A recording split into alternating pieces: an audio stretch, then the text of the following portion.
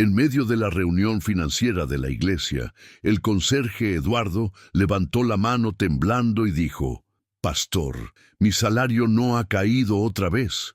Mi hija está enferma y no tengo ni dinero para comprarle medicina». El pastor desvió la mirada, respiró hondo y respondió con frialdad: «Vamos a resolver eso pronto, Eduardo. Ten fe». Pero Eduardo no sabía que el pastor ya había descubierto la verdad.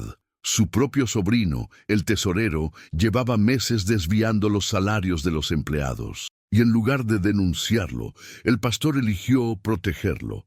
Semanas después, la situación empeoró tanto que Eduardo tuvo que tomar una decisión desesperada. Lo que hizo cambió todo para siempre. Comenta: ¿eso es protección familiar o complicidad con el crimen? Mi nombre es Eduardo. Tengo 52 años y trabajo como conserje en la iglesia Monte Sinaí desde hace casi 10 años. Siempre he sido un hombre sencillo, humilde. Nunca pedí nada más que lo que era mío por derecho. Me levanto todos los días a las 5 de la mañana. Barro el salón, limpio los baños, cuido el jardín del frente. Hago todo con el corazón. Amo ese lugar. Para mí, cuidar la casa de Dios siempre ha sido una forma de servir, de agradecer por las bendiciones que he recibido en la vida, aunque hayan sido pocas. Mi esposa Celia trabaja como auxiliar de limpieza en un hospital municipal. Ella sale de casa a las 6 de la mañana y vuelve a las 7 de la noche exhausta. Tenemos una hija, Laura, que tiene 12 años. Ella es todo para mí. Inteligente, estudiosa, sueña con ser médica. Yo la miro y pienso: esa niña va a tener la vida que yo nunca tuve. Yo no terminé los estudios, pero ella sí lo hará. Me lo prometí a mí mismo. Nuestro salario nunca fue mucho, pero siempre alcanzó. Pagábamos el alquiler, las cuentas, comprábamos lo básico.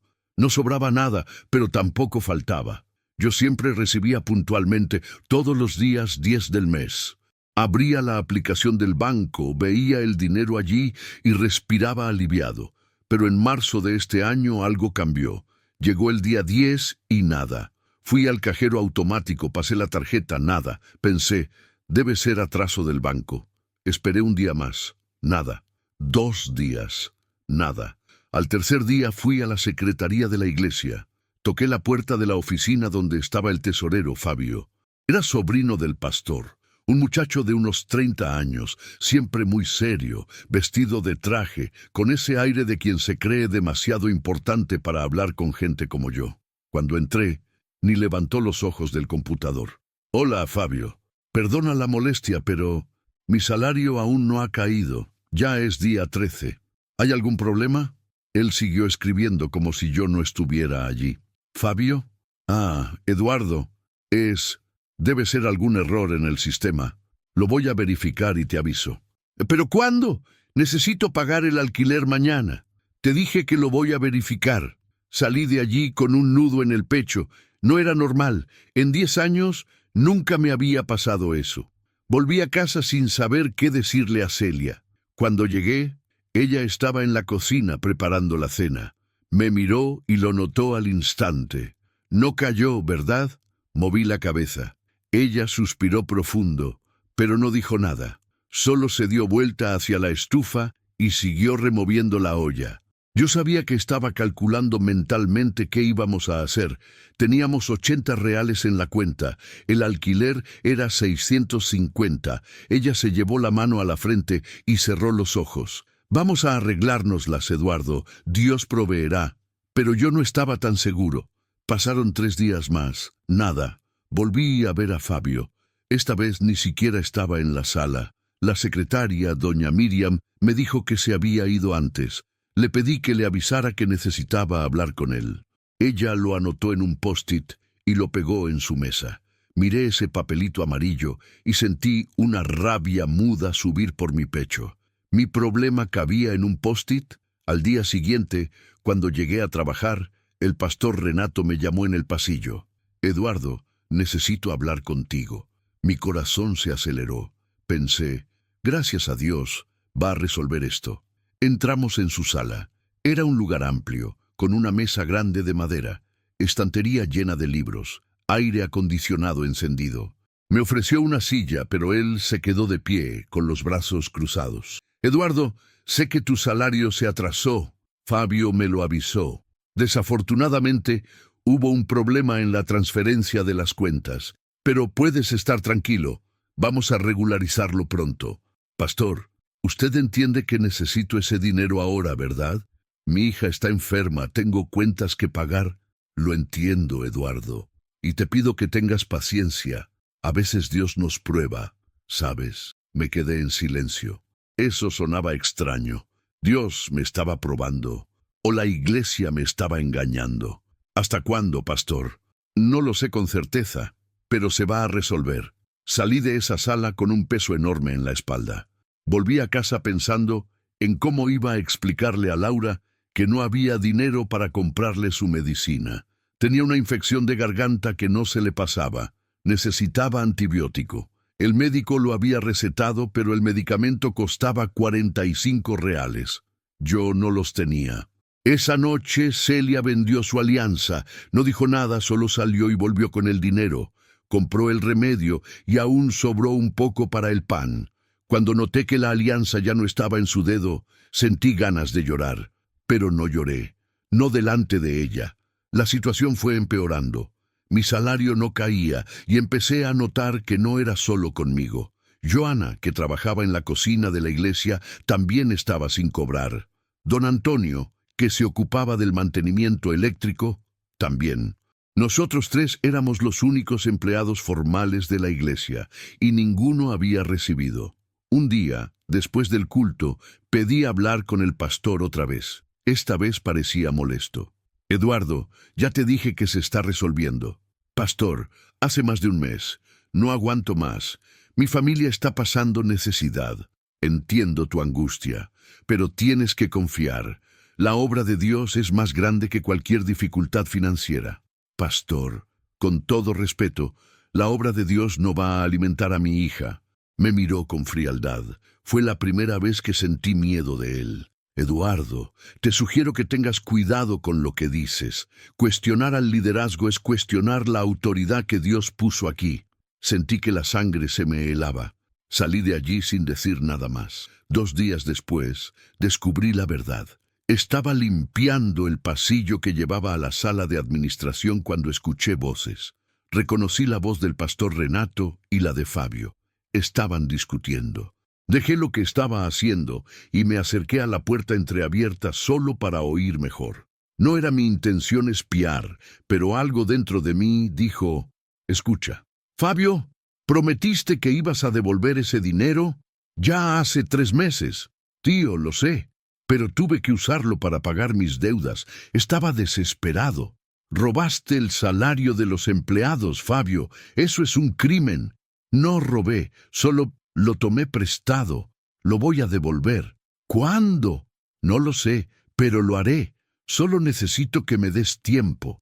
Silencio. Tío, por favor. Si me denuncias voy preso. Mi vida se acaba. Otro silencio. Más largo. Está bien, pero me vas a prometer que vas a encontrar la manera de devolverlo. Lo prometo. Sentí que las piernas me temblaban. Me apoyé en la pared para no caer. Todo tenía sentido ahora. Fabio había desviado nuestro dinero, y el pastor lo sabía, y lo estaba protegiendo. Volví a casa ese día como un zombi. No podía procesar lo que había escuchado. El hombre en quien confiaba, el hombre que predicaba sobre honestidad, justicia y amor al prójimo, estaba encubriendo a un ladrón, y ese ladrón estaba dejando que mi familia pasara hambre. Cuando llegué a casa, Celia estaba llorando en la cocina. Laura estaba a su lado sosteniéndole la mano. ¿Qué pasó? La dueña del apartamento vino hoy. Dijo que si no pagamos para el viernes, nos va a desalojar. Sentí que algo se rompía dentro de mí. Miré a Laura. Ella me miró de vuelta con esos ojos grandes, asustados, y en ese momento tomé una decisión. Iba a hacer algo. Aquella noche no pude dormir. Me quedé mirando el techo, escuchando la respiración de Celia a mi lado. Ella estaba exhausta, pero yo sabía que tampoco estaba durmiendo de verdad. A veces hacíamos eso. Fingíamos que dormíamos para no preocupar al otro. Me levanté de la cama con cuidado, fui a la cocina y me senté en la silla de plástico que ya estaba rota de un lado. Puse las manos en la cabeza e intenté pensar. ¿Qué podía hacer? Denunciar al pastor, denunciar a Fabio, pero ¿quién iba a creerme? Yo era solo el conserje, nadie iba a escuchar lo que yo tenía para decir. Y peor, si hacía eso, probablemente perdería mi trabajo. Y entonces, ¿cómo iba a mantener a mi familia? Pero al mismo tiempo, ¿cómo iba a seguir trabajando en ese lugar, sabiendo que el hombre que debía protegerme me estaba traicionando? ¿Cómo iba a barrer ese piso, limpiar esos bancos, cuidar esa casa de Dios, sabiendo que Dios estaba siendo deshonrado allí? Al día siguiente, cuando llegué a la iglesia, intenté actuar normal. Tomé la escoba, empecé a barrer el estacionamiento, pero cada movimiento se sentía pesado. Miraba ese edificio grande, bonito, con las paredes pintadas, el jardín bien cuidado y pensaba, ¿cuánto dinero pasa por aquí? ¿Cuánto dinero entra cada domingo en los diezmos y ofrendas? ¿Y a dónde va ese dinero si no es para pagar a quienes trabajan? Joana vino a hablar conmigo en la hora del descanso. Tenía los ojos rojos, parecía que había llorado. Eduardo, ¿ya cobraste? No. ¿Y tú? Ella movió la cabeza. Yo no aguanto más. Mi hijo necesita medicación controlada. No tengo dinero ni para comprar arroz. Ayer comí solo pan con café. Mi marido está desempleado. Yo soy la única que trabaja. Y el pastor sigue dándome largas. Joana, descubrí algo. Ella me miró asustada. ¿Qué? Le conté lo que había escuchado.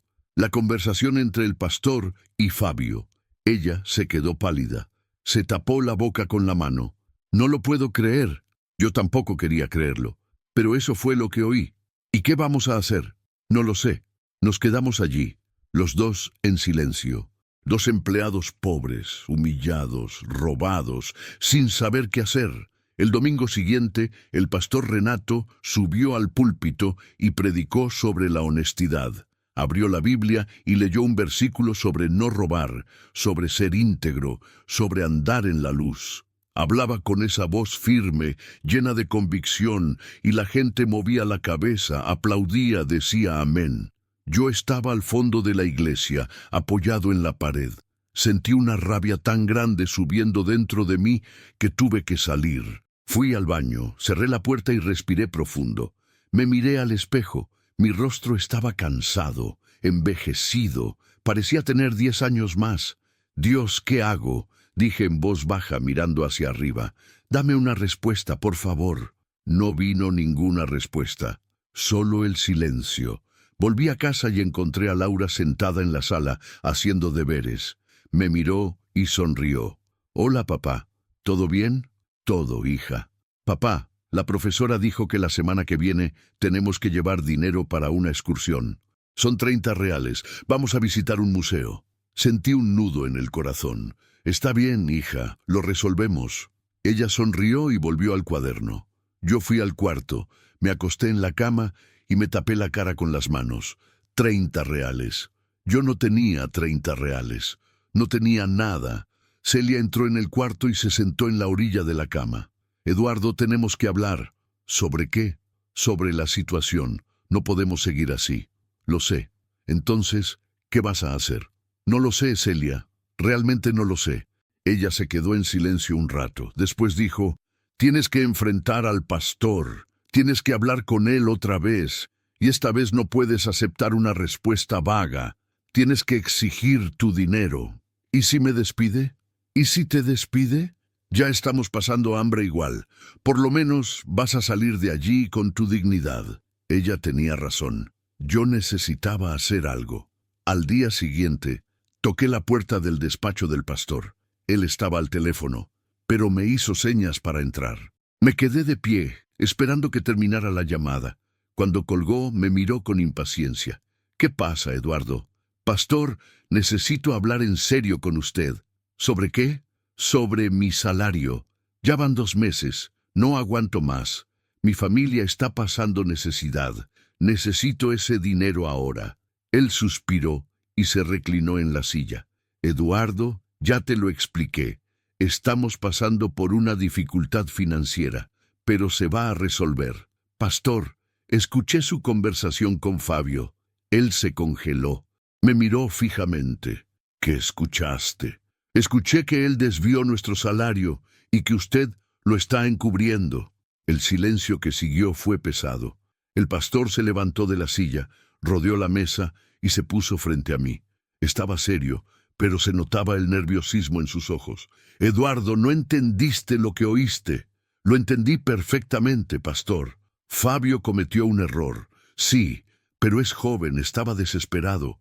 Va a devolver el dinero. Y mientras tanto, yo, Joana y don Antonio, ¿nos quedamos sin comer? Voy a encontrar la manera de resolver esto. ¿Cómo? No lo sé todavía, pero lo voy a resolver. Pastor, con todo respeto, usted está protegiendo a un ladrón, y usted lo sabe. Él dio un paso adelante, me apuntó con el dedo. Cuidado con lo que dices, Eduardo. Fabio es mi sobrino, es de mi familia. No voy a destruir su vida por un error. ¿Y mi vida? ¿La vida de mi familia? ¿Eso no importa? Claro que importa. Pero tienes que entender que esto es más complicado de lo que parece. No es complicado, pastor. Es simple. Él robó, y usted lo está encubriendo. El pastor respiró hondo, intentando controlarse. Eduardo, te voy a pedir una cosa. No hables de esto con nadie. Esto puede destruir la reputación de la iglesia, puede alejar a los fieles, puede acabar con todo lo que construimos aquí. ¿Y yo qué gano con eso? Yo te voy a pagar. Voy a encontrar la manera de reunir el dinero y pagarte. Pero tienes que darme tiempo. ¿Cuánto tiempo? 2 semanas. 2 semanas. Eduardo, por favor. Lo miré. Vi desesperación en sus ojos. Pero no era desesperación por mí. Era desesperación por él mismo. Tenía miedo de ser expuesto. Miedo de perder su posición. Miedo de que la verdad saliera a la luz. Está bien, pastor. 2 semanas. Pero si en 2 semanas no recibo, voy a denunciar. A la policía, al consejo de la iglesia, a quien sea necesario. Él asintió, pero no dijo nada. Salí de esa sala con una mezcla de rabia y tristeza. Rabia porque le había dado otra oportunidad. Tristeza porque sabía en el fondo que no iba a cumplir la promesa. Volví a casa y le conté todo a Celia. Ella me abrazó y dijo, «Hiciste lo correcto, ahora esperamos». Pero mientras esperábamos, las cosas se pusieron cada vez peor. La dueña del departamento volvió. Esta vez trajo un papel, un aviso de desalojo. Teníamos 7 días para desocupar el inmueble. Celia lloró. Laura lloró. Yo no lloré. Ya no me quedaban lágrimas. Aquella noche, acostado en la cama mirando el techo, tomé una decisión. No iba a esperar 2 semanas. No iba a esperar nada más. Iba a actuar. Iba a hacer justicia. Aunque eso me costara todo. Al día siguiente me desperté con una determinación que no sentía desde hacía mucho tiempo. Ya no iba a esperar al pastor. Ya no iba a aceptar promesas vacías. Necesitaba hacer algo concreto. ¿Pero qué? No tenía pruebas más allá de lo que había escuchado. ¿Y quién iba a creer en mi palabra contra la del pastor? Fue entonces cuando me acordé. La iglesia tenía cámaras de seguridad. En el pasillo de la administración, en la sala del tesorero, en varios lugares.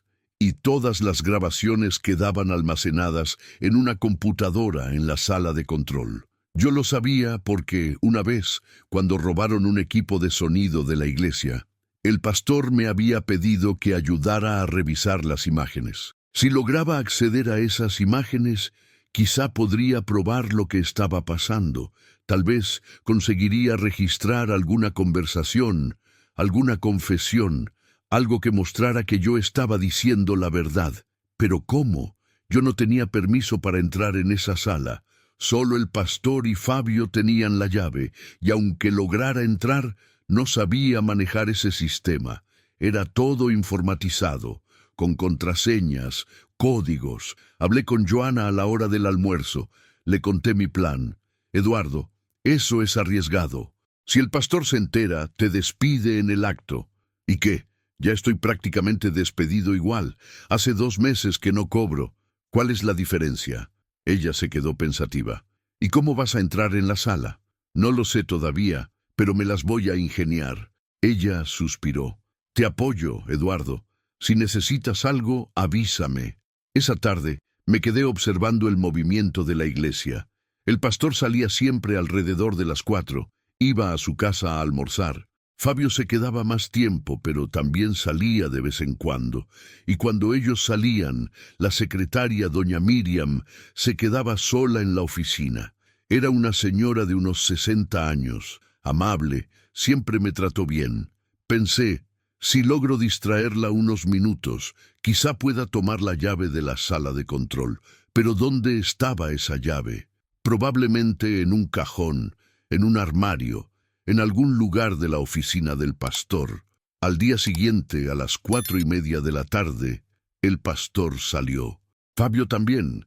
Doña Miriam estaba sentada en la recepción, mirando el celular. Respiré hondo y fui hacia ella. Doña Miriam, ¿me puede ayudar con una cosa? Claro, Eduardo. ¿Qué pasó? Es que hay una canilla del baño de mujeres que está goteando. Intenté arreglarla, pero no pude. ¿Puede echarle un vistazo para ver si hace falta llamar a un plomero? Ella se levantó, tomó el bolso. Vamos. Mientras iba adelante, mi corazón se aceleró. Tenía pocos minutos. Entré en la oficina del pastor, miré alrededor. ¿Dónde estaría la llave? Abrí el primer cajón de su escritorio. Nada. Abrí el segundo. Lapiceras, papeles, una engrampadora. Abrí el tercero. Y allí estaba, un manojo de llaves, todas identificadas con etiquetas. Busqué rápido y encontré sala de control. Tomé la llave, cerré el cajón y salí lo más rápido que pude. Fui hasta la sala de control, que quedaba en un pasillo lateral, lejos de la recepción. Destrabé la puerta, entré y la cerré detrás de mí. La sala era pequeña, con una mesa, una computadora y varios monitores mostrando las imágenes de las cámaras distribuidas por la iglesia. Mi corazón latía tan fuerte que podía oírlo en mis oídos. Me senté en la silla, miré la computadora. Había una pantalla de inicio de sesión. Necesitaba contraseña. Probé algunas combinaciones obvias. 234, iglesia, contraseña. Nada funcionó. Probé el nombre del pastor, Renato. Nada. Probé la fecha de fundación de la iglesia que estaba escrita en la pared de la entrada. 1505 número 98. Nada. Empecé a sudar frío. No tenía mucho tiempo. Doña Miriam podía volver en cualquier momento. Miré alrededor, buscando alguna anotación. Algún papel con la contraseña. Nada. Abrí el cajón de la mesa. Papeles, cables, pilas, y entonces vi un post-it pegado debajo del teclado. Levanté el teclado y allí estaba. Monte Sinai 2020. Escribí la contraseña. El sistema se desbloqueó. Respiré aliviado. Ahora tenía acceso a todo. Fui directo a la carpeta de grabaciones. Había cientos de archivos organizados por fecha y por cámara. Busqué la fecha de la conversación que había escuchado entre el pastor y Fabio. Recordé que había sido un miércoles, hacía 2 semanas. Encontré el archivo, hice clic, apareció la imagen. Era la cámara del pasillo de la administración. Avancé el video hasta el horario aproximado, y entonces los escuché. Las voces de ellos saliendo de la sala. No se les veía el rostro con claridad, pero se oía. Fabio, prometiste que ibas a devolver ese dinero. Tío, yo lo sé, pero tuve que usarlo para pagar mis deudas. Robaste el salario de los empleados, Fabio. Eso es un crimen. Listo. Tenía la prueba. Grabé ese fragmento en un pendrive que había llevado conmigo. Cuando terminé, apagué la computadora. Salí de la sala. Cerré con llave y volví corriendo para devolver la llave al cajón del pastor. Cuando llegué a la oficina casi me choqué con doña Miriam. Eduardo, ¿qué estás haciendo aquí? Me quedé helado. Yo vine a ver si el pastor había dejado algún recado para mí. Ella me miró con desconfianza. ¿Recado?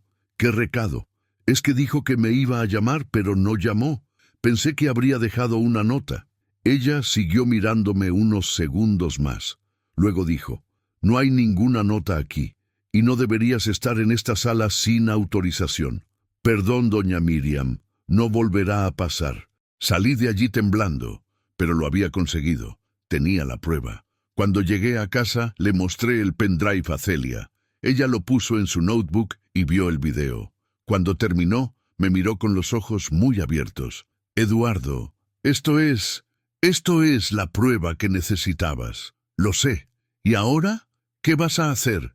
Voy a llevar esto al consejo de la iglesia. Ellos necesitan saber lo que está pasando. El domingo siguiente, después del culto, pedí hablar con los miembros del consejo.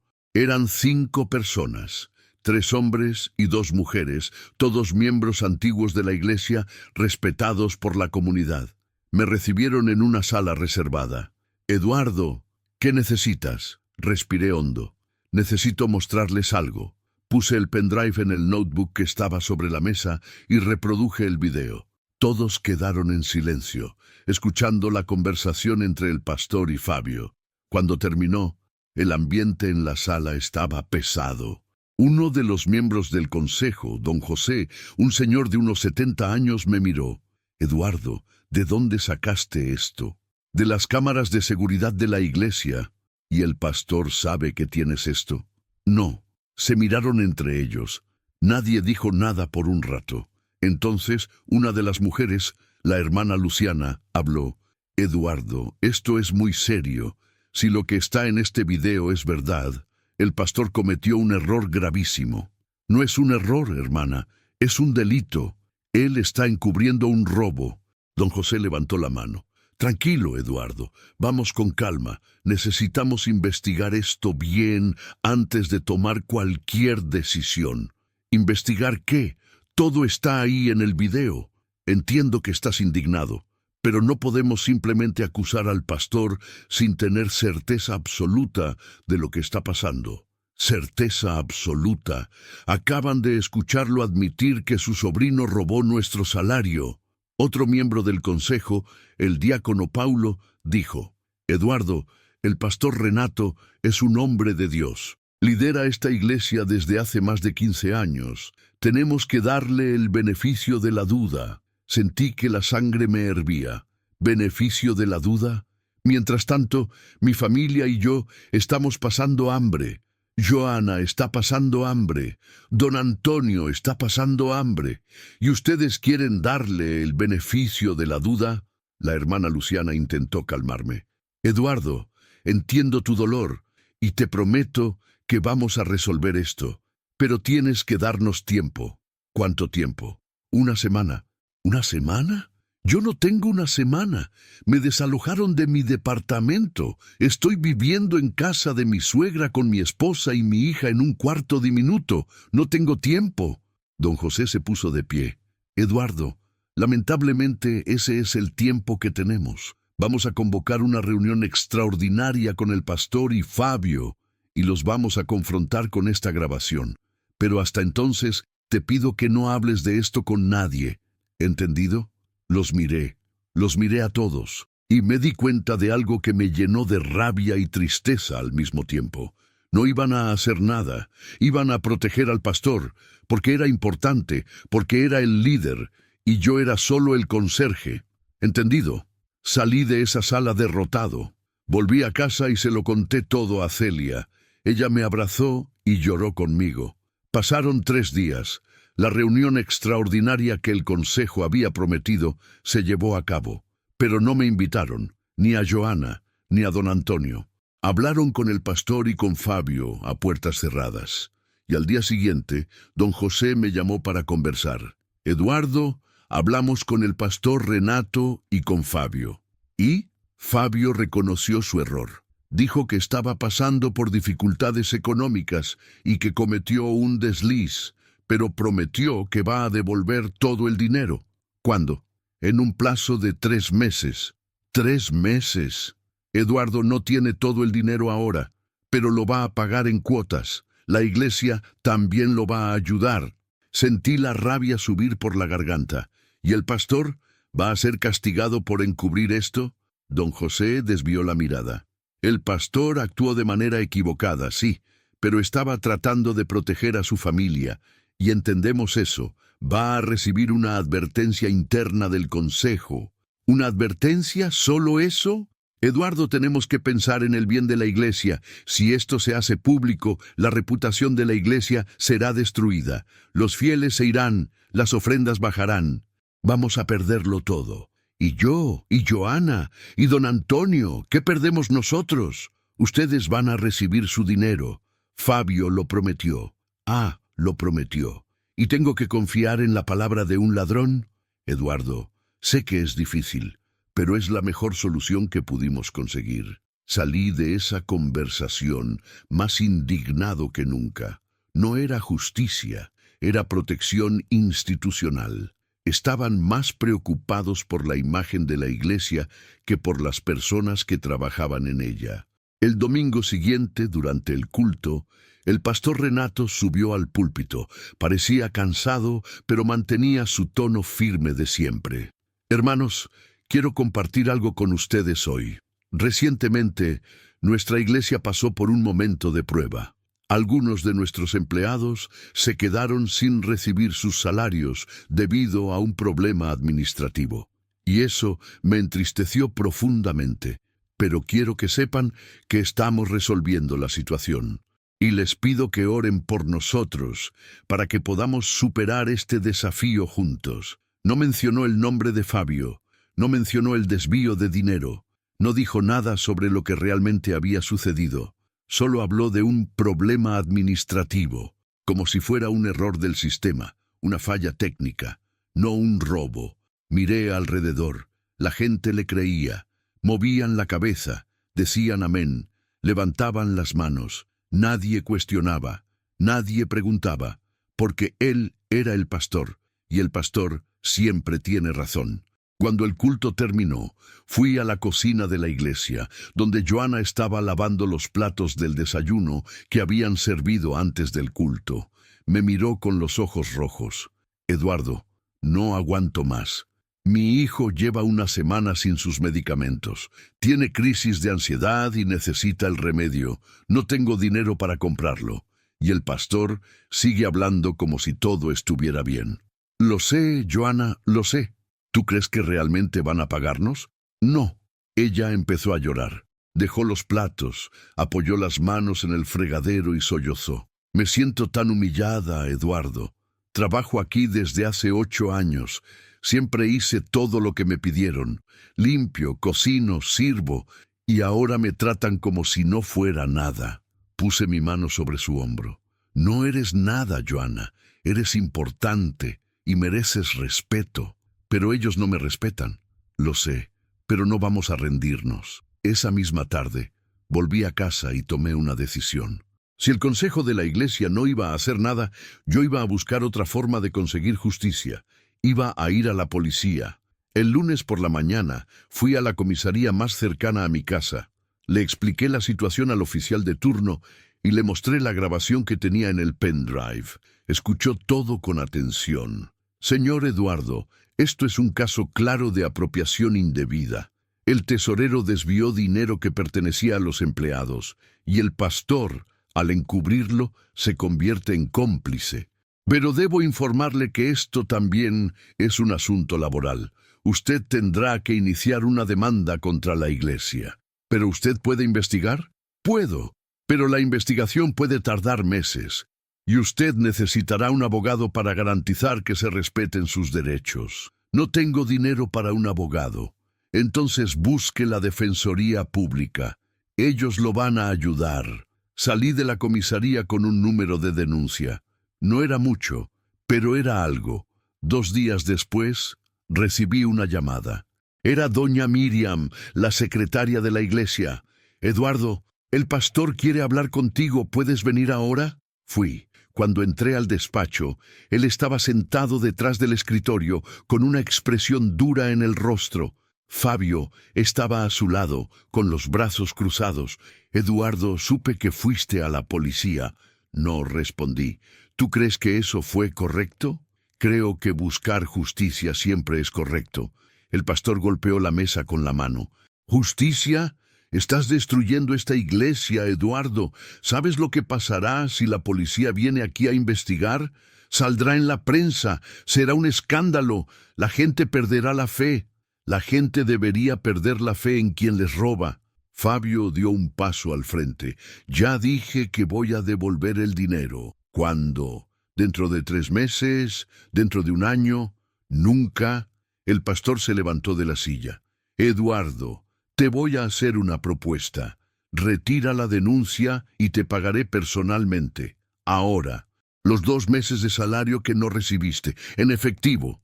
Lo miré. Vi desesperación en sus ojos. Tenía miedo de ser expuesto, miedo de perderlo todo. Y Joana, y don Antonio, a ellos también, les pagaré a los 3. Y Fabio, ¿va a ser castigado? El pastor vaciló. Será removido del cargo de tesorero. ¿Solo eso? Sí. Me quedé en silencio pensando. Parte de mí quería aceptar. Necesitaba ese dinero desesperadamente. Pero otra parte sabía que, si aceptaba, estaría vendiendo mi dignidad. Estaría aceptando que lo que hicieron estaba bien, que los poderosos pueden hacer lo que quieran siempre que paguen después. No. El pastor abrió los ojos con sorpresa. ¿Cómo que no? No voy a retirar la denuncia y no voy a aceptar su dinero, porque esto no se trata de dinero. Se trata de justicia, y ustedes deben responder por lo que hicieron. El pastor se puso rojo de ira. Eduardo, estás cometiendo un error muy grande. Puede ser, pero al menos voy a dormir en paz. Salí de esa sala con el corazón acelerado. Sabía que acababa de firmar mi sentencia. No me lo iban a perdonar, y tenía razón. Al día siguiente, cuando llegué a trabajar, doña Miriam me entregó un sobre. Eduardo, lo siento mucho. Abrí el sobre, era una carta de despido. Motivo, justa causa, por quebrantamiento de confianza y deslealtad a la institución. Sentí que las piernas me temblaban. Me habían despedido. Después de 10 años de trabajo, después de todo lo que había hecho por esa iglesia, simplemente me desecharon. Volví a casa en shock. Cuando se lo conté a Celia, ella me abrazó y lloró conmigo. Eduardo, ¿qué vamos a hacer ahora? No lo sé, amor, pero encontraremos la manera. Esa noche, Laura vino hacia mí y preguntó, «Papá, ¿por qué estás triste?» La miré y forcé una sonrisa. «No estoy triste, hija, solo cansado». Papá, la profesora dijo que tenemos que llevar el dinero de la excursión mañana. ¿Lo conseguiste?» Sentí que el corazón se me partía. «No, hija, no lo conseguí». Ella bajó la cabeza. «Está bien, papá. No necesito ir de todas formas». Y salió del cuarto. Me quedé allí, solo, con la sensación de haber fallado. Fallado como padre, fallado como proveedor, fallado como hombre. Pero entonces recordé algo. Aún tenía la grabación, aún tenía la prueba, y no iba a dejar que salieran impunes. Aunque me costara todo, pasé los días siguientes en casa, desempleado, humillado, sin saber qué hacer. Celia seguía trabajando en el hospital, pero su salario por sí solo apenas alcanzaba para pagar los gastos básicos. Estábamos viviendo en un cuarto diminuto en la casa de su madre, compartiendo baño con otras 3 personas. Laura dormía en un colchón en el suelo. Todas las noches miraba aquello y sentía una vergüenza tan grande que no podía dormir. La investigación de la policía avanzaba lentamente. El comisario me había llamado diciendo que necesitaban más documentos, más comprobaciones, más tiempo, siempre más tiempo. Mientras tanto, el pastor Renato y Fabio seguían libres, llevando la iglesia como si nada hubiera pasado. Un día, recibí un mensaje en el celular. Era de un número desconocido. «Eduardo, soy periodista del portal Verdad de Oje. Supe de su denuncia contra la iglesia Monte Sinaí. Me gustaría conversar con usted. ¿Podemos agendar?» Miré aquel mensaje y sentí algo que no sentía hacía semanas. Esperanza. Si la policía no estaba haciendo nada, quizá la prensa sí. Tal vez la exposición pública obligaría a las autoridades a actuar. Respondí que sí. Acordamos para el día siguiente, en un café cerca de mi casa. Cuando llegué, encontré a una mujer de unos 30 años, cabello negro corto, gafas, con una notebook frente a ella. Se presentó como Fernanda. Eduardo, gracias por aceptar hablar conmigo. Sé que debe ser difícil para usted hablar de esto. Lo es, pero quiero que la gente sepa lo que pasó. ¿Puede contarme todo desde el principio? Conté, todo, desde el día en que mi salario no cayó, pasando por el descubrimiento de la conversación entre el pastor y Fabio, hasta el despido por justa causa. Ella anotaba todo, grababa con el celular, hacía preguntas. Cuando terminé, se quedó en silencio unos segundos. Eduardo, esto es gravísimo. ¿Y usted tiene pruebas? Tengo. La grabación de la conversación de ellos. ¿Puede enviármela? Tomé mi celular y le envié el archivo. Se puso los auriculares y la escuchó. Cuando terminó, me miró con una expresión seria. Esto dará para un reportaje grande. ¿Está preparado para lo que puede venir? ¿Qué quiere decir? Cuando salga esta nota, habrá repercusión. La iglesia intentará defenderse. Lo atacarán a usted. Dirán que miente, que lo despidieron por otros motivos, que está resentido. Tiene que estar preparado para eso. Lo estoy. ¿Seguro? Seguro, porque estoy diciendo la verdad. Y la verdad siempre vence. Ella sonrió. Eso espero, Eduardo. Eso espero. 3 días después, se publicó el reportaje. El titular era «Pastor de Iglesia Evangélica encubre robo de salarios de empleados por parte del sobrino». La nota traía todo: mi entrevista, la grabación, testimonios de Joana y de don Antonio, fotos de la iglesia. Era completa, detallada, devastadora. En pocas horas el reportaje se viralizó. Miles de compartidos, comentarios, indignación. La gente estaba furiosa. Absurdo. Cárcel para ellos. Iglesia corrupta. Justicia. Mi celular no paraba de sonar. Periodistas pidiendo entrevistas, personas apoyándome, amigos que hacía años no me hablaban enviando mensajes, y también mensajes de odio. Muchos. Gente llamándome traidor, mentiroso, enemigo de Dios. Al día siguiente, la iglesia publicó una nota oficial en las redes. Decía que la acusación era falsa, que yo había sido despedido por incompetencia y deslealtad, que estaba inventando mentiras para difamar a la institución. Decía que iban a demandar al portal de noticias y a mí por calumnia y difamación. Pero la verdad ya estaba expuesta, y la gente lo sabía. El domingo siguiente, cuando el pastor Renato subió al púlpito, la iglesia estaba llena, pero no era una concurrencia normal. Había prensa, curiosos, gente que quería ver qué iba a decir. Intentó empezar el culto como siempre, pero fue interrumpido. Un hombre de la congregación se levantó y gritó: «Pastor, es verdad lo que dicen. Usted encubrió el robo de Fabio». El pastor se puso pálido. «Hermano, eso es una mentira, un complot contra esta iglesia. Pero hay una grabación, la escuchamos». La grabación fue sacada de contexto. Yo no encubrí nada.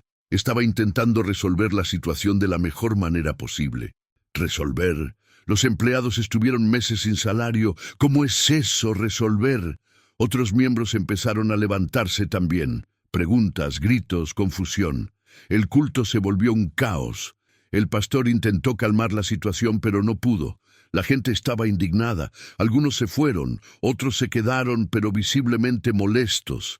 Al final no consiguió predicar. Simplemente bajó del púlpito y se fue. En los días siguientes, la situación empeoró para ellos. La policía intensificó la investigación. El Ministerio Público abrió una pesquisa. La iglesia empezó a perder miembros. Familias enteras se marchaban, pidiendo traslado a otras congregaciones. Las ofrendas cayeron drásticamente. El pastor intentó hacer un culto de esclarecimiento, pero pocos asistieron. Recibí una llamada de la Defensoría Pública. Habían aceptado mi caso y me representarían tanto en la acción laboral como en la acción penal contra el pastor y Fabio. Por primera vez en meses, sentí que la justicia estaba de mi lado. Una semana después, el pastor Renato pidió licencia del liderazgo de la iglesia. Dijo que estaba pasando por un momento difícil y que necesitaba alejarse temporalmente. Fabio fue formalmente despedido y tuvo que devolver todo el dinero que había desviado. La iglesia contrató a un nuevo tesorero e hizo una auditoría completa de las cuentas. Y por fin, cobré. Todos los meses de salario atrasados, más la indemnización por despido indebido. No era una fortuna, pero era suficiente para que pudiéramos empezar de nuevo. Alquilamos un departamento pequeño, pero nuestro. Laura volvió a tener su cuarto. Celia vendió menos horas en el hospital y yo empecé a buscar trabajo. Pero lo que más me marcó no fue el dinero, fue el día en que el pastor Renato me llamó. Eduardo, necesito hablar contigo. ¿Sobre qué? Quiero pedirte perdón. Me quedé en silencio. Me equivoqué. Sé que me equivoqué. Yo debería haberte protegido. Debería haber hecho lo correcto desde el inicio. Pero dejé que el miedo y el orgullo hablaran más alto. Y por eso tú y tu familia sufrieron. Perdóname. Su voz temblaba. Sonaba sincera. Pero yo aún sentía la rabia, el dolor, la herida de todo lo que había pasado. Pastor, acepto su pedido de perdón. Pero eso no borra lo ocurrido. Usted destruyó mi vida, destruyó la vida de mi familia. Y todo por un sobrino ladrón al que decidió proteger. Usted eligió la sangre en lugar de la justicia. Y eso no lo voy a olvidar tan fácilmente. Lo entiendo. Espero que sí.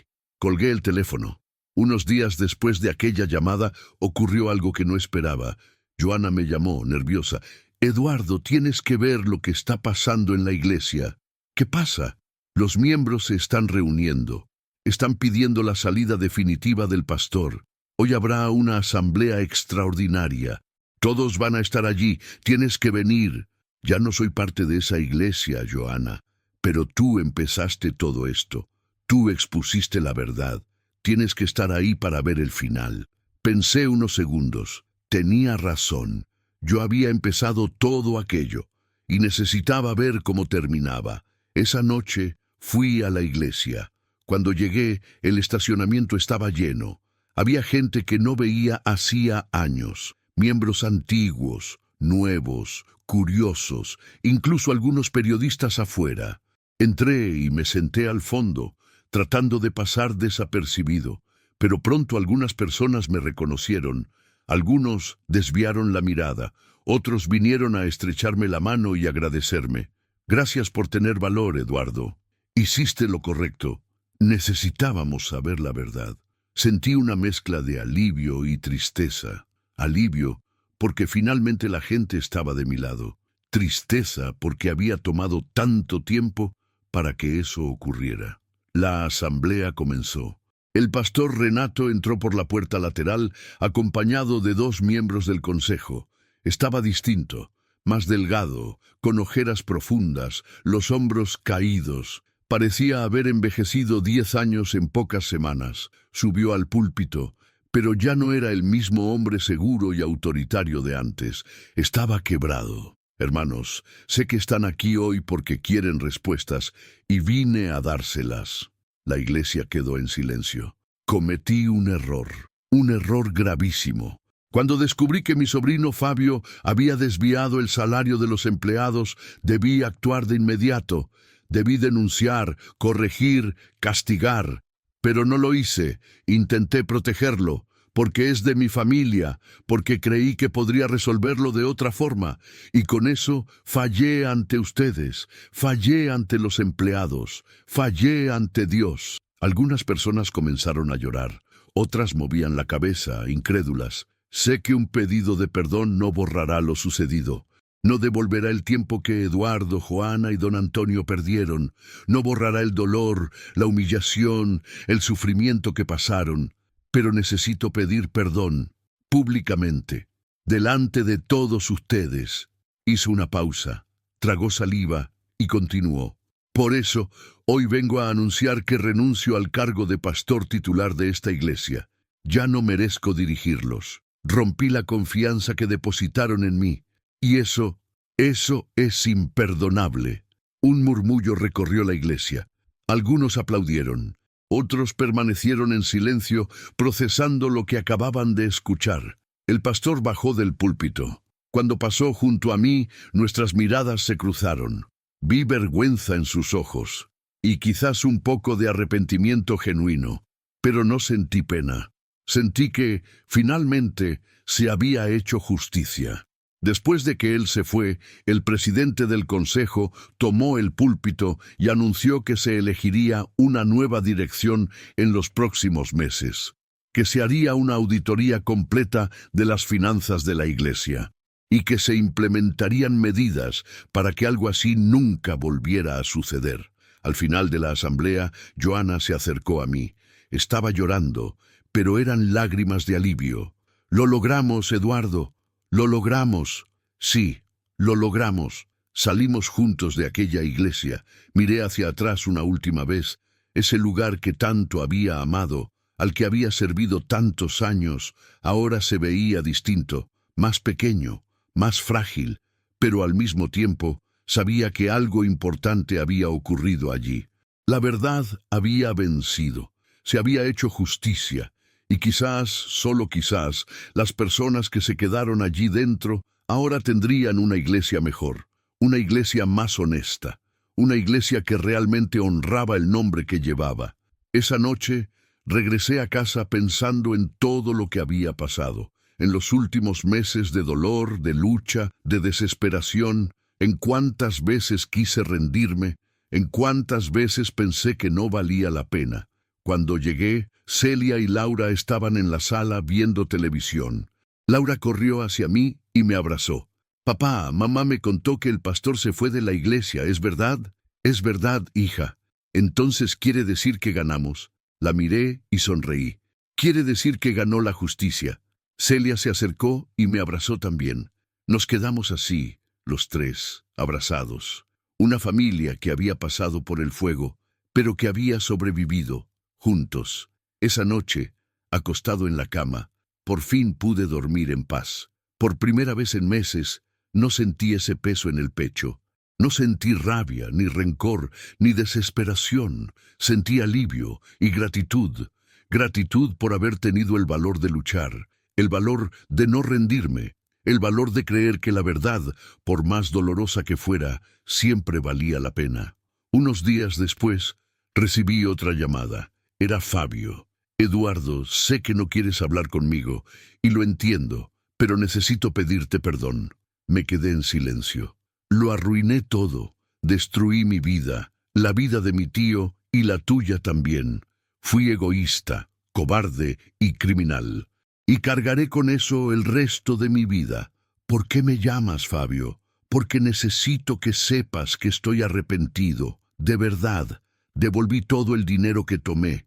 Estoy respondiendo ante la justicia y acepto todas las consecuencias de lo que hice.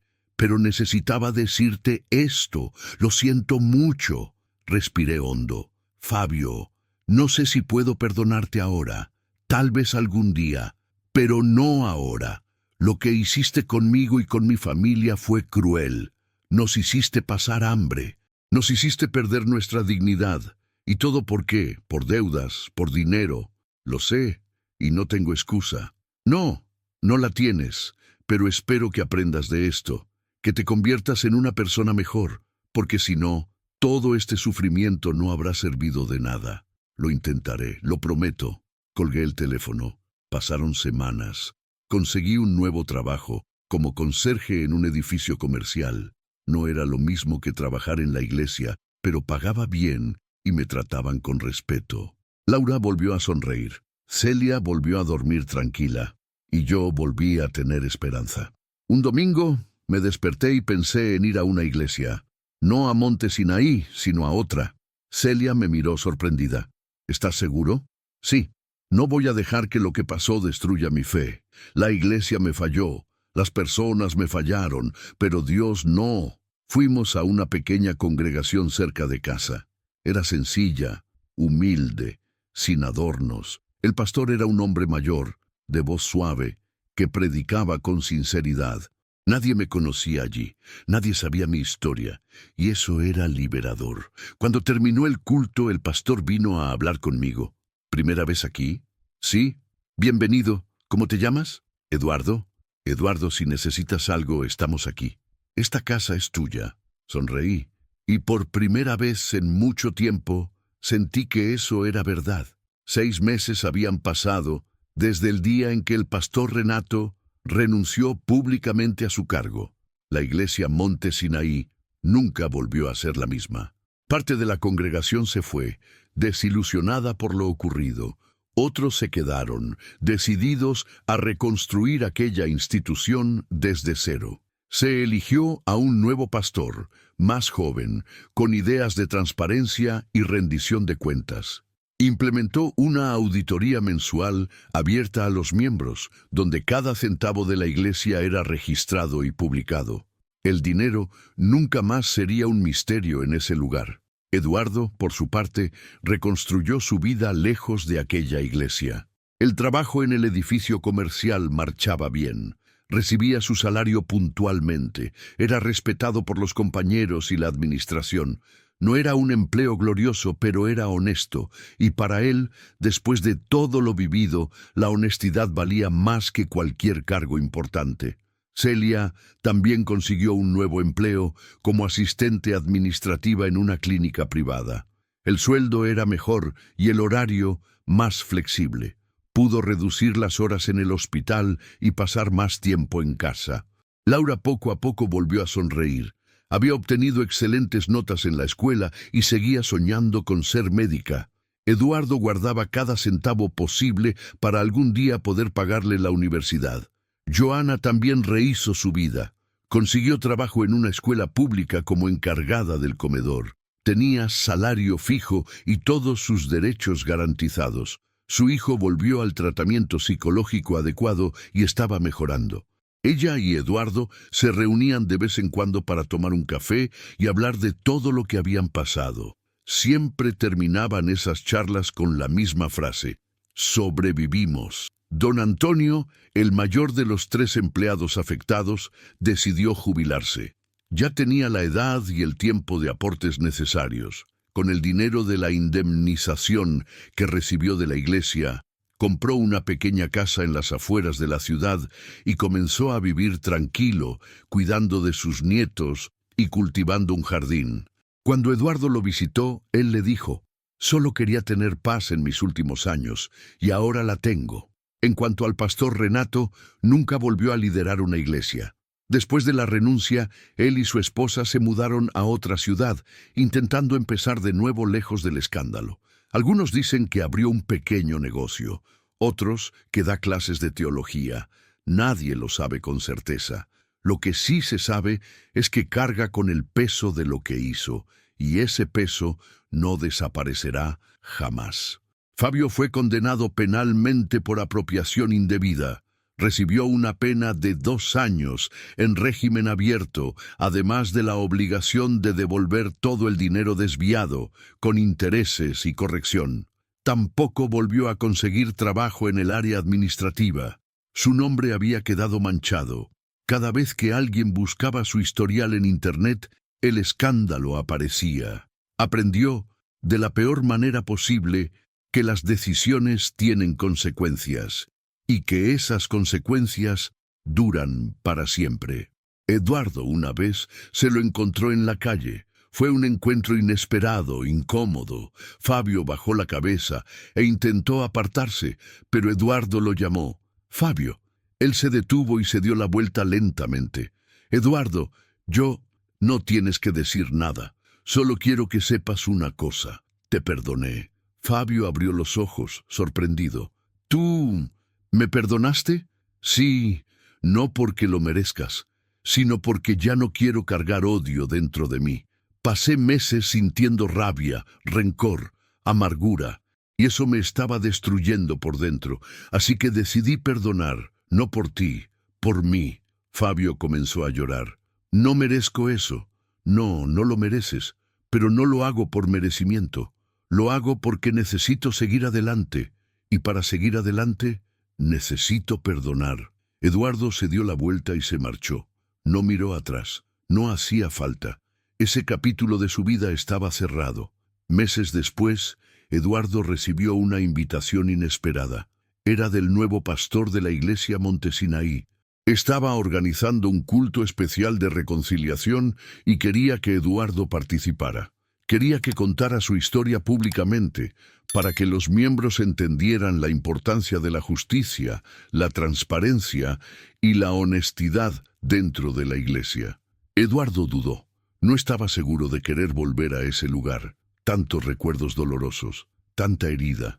Pero Celia lo animó. Ve, Eduardo. La gente necesita escuchar tu historia. Necesitan aprender de lo que pasó. Fue. Cuando volvió a entrar en aquella iglesia, sintió un nudo en el pecho. Todo estaba igual. El mismo púlpito, los mismos bancos, el mismo olor. Pero al mismo tiempo, todo era distinto. Había nuevos rostros, nueva dirección, nueva energía. El pastor llamó a Eduardo al púlpito. Subió, miró a la congregación. Había unas 100 personas allí. Algunas las conocía, otras no. Respiró hondo y comenzó a hablar. Mi nombre es Eduardo, y durante 10 años fui el conserje de esta iglesia. Amaba este lugar. Lo cuidaba como si fuera mi propia casa. Pero hace unos meses algo sucedió que cambió mi vida para siempre. Contó todo. Desde el primer mes sin salario, pasando por el descubrimiento de la conversación entre el pastor y Fabio, hasta la lucha por la justicia, el despido, la humillación, la desesperación y finalmente la victoria. La gente escuchaba en silencio absoluto. Algunos lloraban, otros asentían, conmovidos. Cuando terminó, Eduardo dijo, no estoy aquí para hablar mal de la iglesia. No estoy aquí para juzgar a nadie. Estoy aquí para decir una cosa. Los líderes son humanos, y los humanos se equivocan. Pero cuando un líder se equivoca y trata de encubrir su error, deja de ser líder. Se convierte en un problema. Y la iglesia debe tener el valor de enfrentar esos problemas, porque si no los enfrenta, se vuelve cómplice. La gente aplaudió. Fue un aplauso largo, lleno de emoción. Algunos se pusieron de pie. Otros se acercaron después a abrazarlo, pidiendo perdón por no haberle creído antes. Eduardo aceptó cada abrazo, cada disculpa, cada palabra de apoyo. Al final de aquel culto, salió de la iglesia con un sentimiento diferente. Ya no era rabia, ya no era dolor, era paz. Paz de quien había luchado y vencido. Paz de quien había enfrentado la injusticia y no se había rendido. Paz de quien sabía que había hecho lo correcto, incluso cuando todo parecía estar en su contra. Aquella noche, cuando Eduardo regresó a casa después del culto de reconciliación, Laura lo estaba esperando en la puerta. Había crecido un poco en los últimos meses. Estaba más alta, más madura.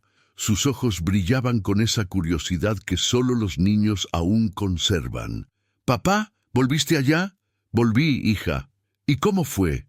Eduardo se agachó frente a ella y la miró a los ojos. «Fue liberador. ¿Sabes cuando uno carga un peso muy grande durante mucho tiempo y de repente puede dejarlo en el suelo? Fue eso».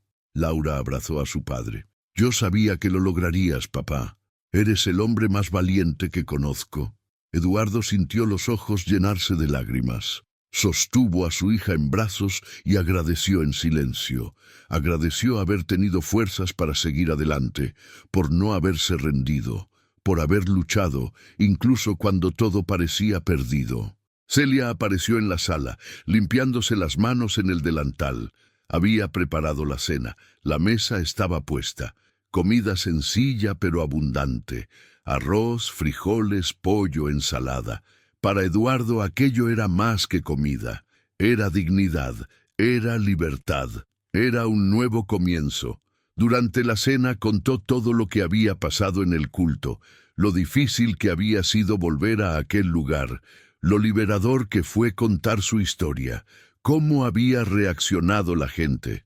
Celia lo escuchaba en silencio, a veces sonriendo, a veces con los ojos brillosos. «¿Sabes qué es lo que más admiro de ti, Eduardo?», dijo al final. «¿Qué? Que nunca perdiste tu fe.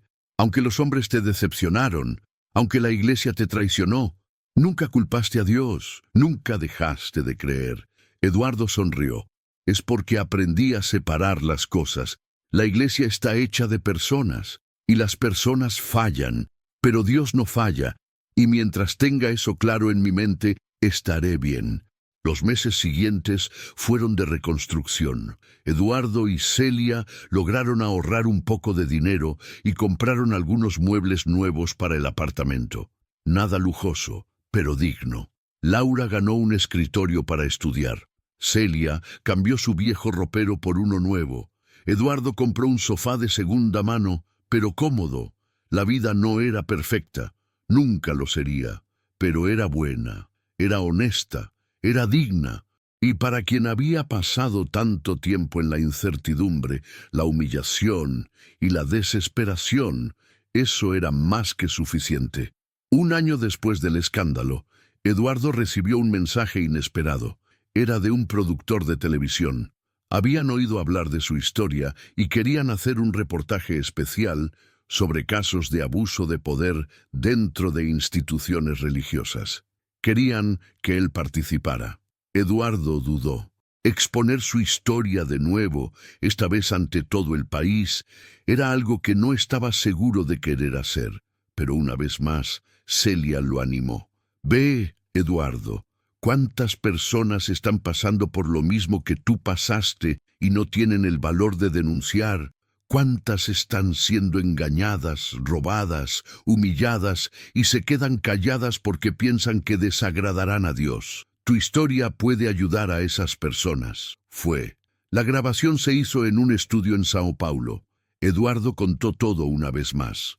La periodista hizo preguntas difíciles, tocó puntos sensibles, pero él respondió todo con honestidad. Al final, ella le preguntó, Eduardo, si pudieras dar un consejo a alguien que está pasando por lo que tú pasaste, ¿qué dirías?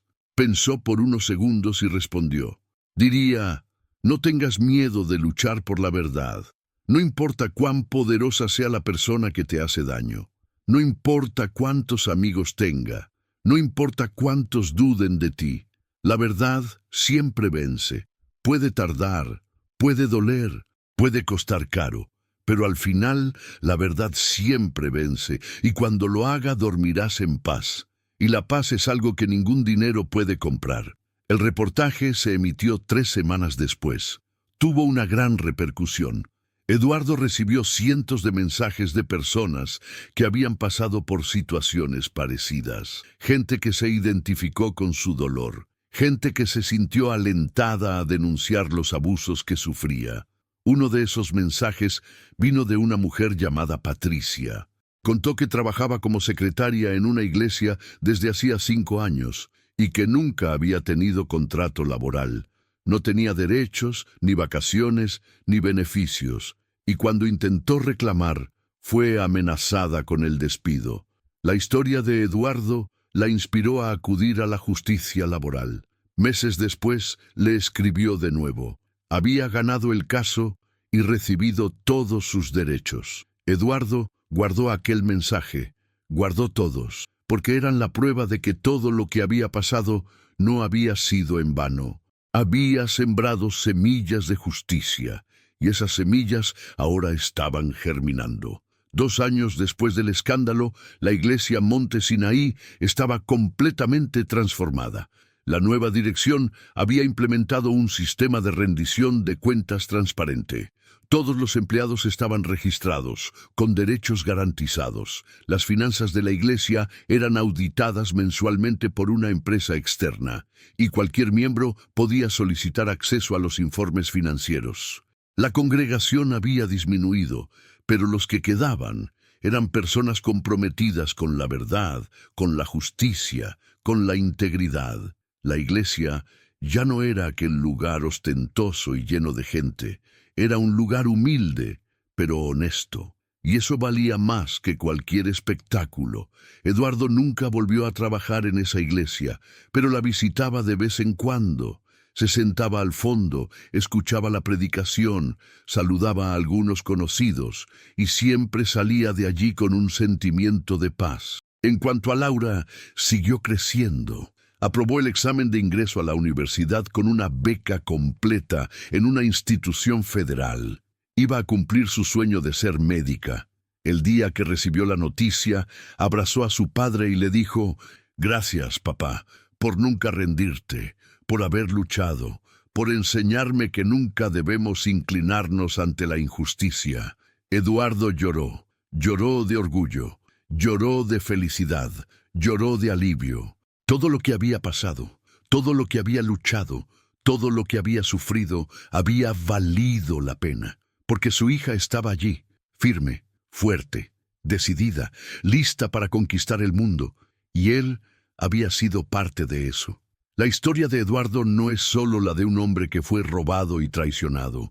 Es una historia de coraje, de integridad, de justicia, de la importancia de no callar ante el abuso, incluso cuando todos alrededor intentan silenciar la verdad. Es sobre la diferencia entre la fe y la obediencia ciega. La fe es confiar en Dios. La obediencia ciega es someterse a hombres falibles que usan el nombre de Dios para justificar sus errores. Eduardo aprendió eso de la manera más dura, pero lo aprendió y se lo enseñó a su hija, a su esposa y a todos los que escucharon su historia.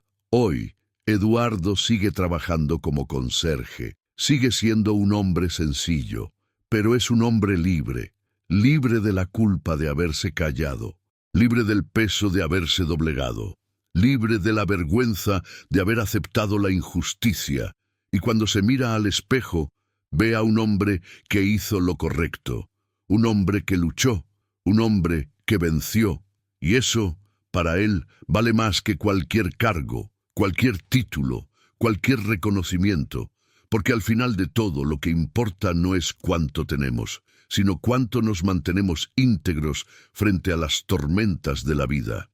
Y Eduardo se mantuvo íntegro. ¿Y tú, si estuvieras en su lugar, habrías tenido el mismo valor? ¿Habrías enfrentado al pastor? ¿Lo habrías denunciado aún sabiendo que podrías perderlo todo? ¿O habrías callado, aceptado el silencio y dejado que la injusticia venciera? Comenta, ¿justicia o protección familiar? ¿Hizo bien el pastor al intentar proteger a su sobrino? ¿O fue Eduardo quien hizo lo correcto al exponerlo todo? Quiero saber tu opinión, y si conoces a alguien que haya pasado por algo parecido, comparte esta historia. Porque mientras más personas sepan que es posible luchar y vencer, más personas tendrán el valor de no quedarse calladas.